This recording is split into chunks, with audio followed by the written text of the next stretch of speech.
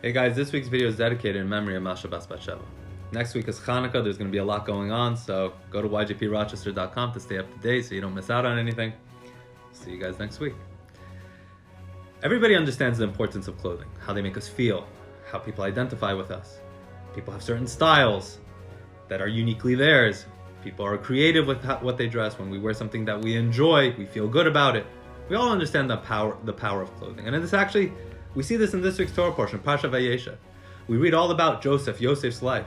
And he goes through two major traumas in his life. The first is that his own brothers, throw him into a pit and sell him into slavery. And once he ends up in Egypt and becomes the master of Potiphar's home, Potiphar's wife frames him for rape and he gets thrown into prison. Slavery and prison are all about taking away a person's freedoms. They're all about taking away a person's thoughts and ideas, and whatever they do doesn't matter. It's not their own. How are they able to accomplish this? The Torah tells us, before his brothers threw him into the pit, first they ripped off his cloak. His famous multicolored cloak that was uniquely Joseph. That people could spot from a mile away Yosef was coming. They ripped that off and then they were able to throw him into the pit. Potiphar's wife understood the same importance of clothing. When she attacked Joseph, she ripped off his coat and used it as proof that he tried to attack her. It had to be something that would be uniquely identifiable as Joseph's. Why?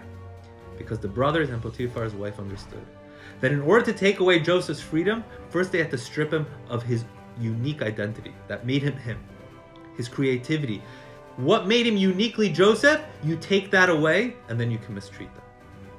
Mistreatment of other people doesn't begin out of nowhere. It begins when we lump people together, when we overlook their individuality, when we overlook their unique value that they have to society.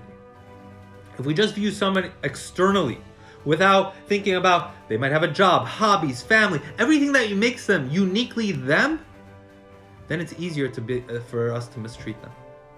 And that's why it was so important. The same way, they understood clothing we're not just talking about physical clothing. It's symbolic of a person's identity, what makes them uniquely them. We take that away and we're more likely to mistreat other people.